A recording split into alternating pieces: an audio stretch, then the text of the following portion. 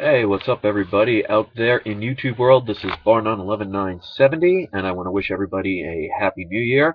Hope everybody got home safe and didn't get too hungover and had a good time. I know I did. All right, guys. The fiscal cliff has been quote unquote solved. They actually extended the deadline one extra day. What a surprise! And then at the last second, they end up solving, and I'm going to use that. I'm going to keep using that in quotes, the fiscal cliff problem. Now, basically, what they've decided is that they are only going to tax the top 2% of the wealthiest people.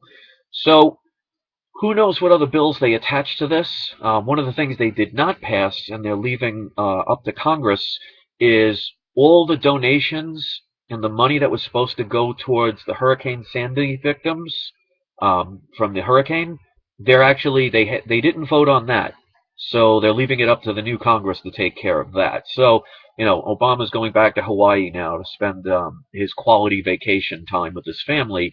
So I guess he didn't have time to help all those people up and down the East Coast that are to this day still wondering who's going to come and help them. Looks like it's going to be another Hurricane Katrina all over again. Now, as far as the precious metals are concerned, I had a feeling, I said it could dip right away, or it could be when the U.S. market opens. But right now, we're seeing a little bit of an increase, but not anything really major. So right now, it's showing that the Asian market, I guess, really isn't buying what it's really going for, and they're still investing in metals. But obviously, it's not anything major at this point.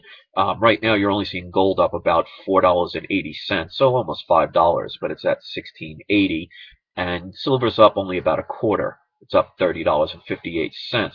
So I guess when the the U.S. market obviously opens up, that's when we'll really get the tell of what people here think.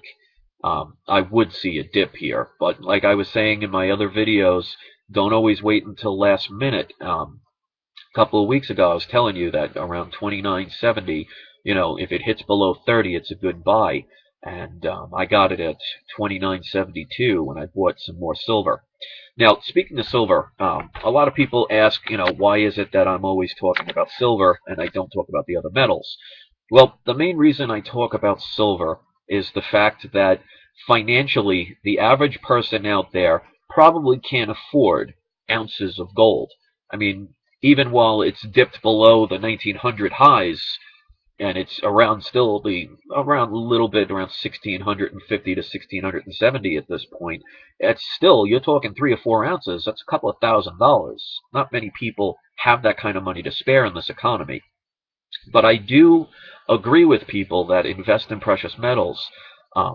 Silver is a great buy financially, but gold is definitely something to have. I mean, obviously, banks and countries, they store gold for wealth, so it's definitely something you want to back what these people do. But I also believe in platinum to a lower extent, even palladium. That's the one thing I'll have to agree with the news unit. He was talking about palladium recently, and there was actually an article saying that palladium is actually going to be considered over platinum when it comes to automobiles. So that could be something interesting to watch in the months and years to come. So I even, to a lesser extent, even think copper is still a good deal. Now, obviously, that's not a precious metal, but you see right now that any penny below 1982 is copper. The pennies they use now are zinc. So is copper going to be for the coins what silver was to those same coins back in the 50s and 60s? Time will tell, but it's still not a bad idea to have those things because they are inexpensive. So I'm going to keep this short. Um, let's see what the market does tomorrow. When the U.S. market opens, we'll see if there's a dip or what kind of reaction the people give. But like I've always said, guys, don't wait until the last minute because you can't guarantee anything in life.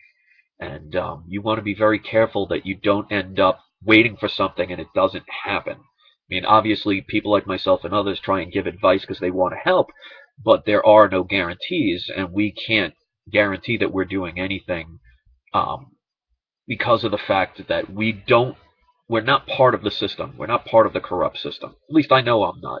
I don't work for the government. I don't work for Wall Street. I've never been a professional trader or an amateur trader. So I'm doing the best that I can based on what I see from the charts and then base my opinion on what I think could happen.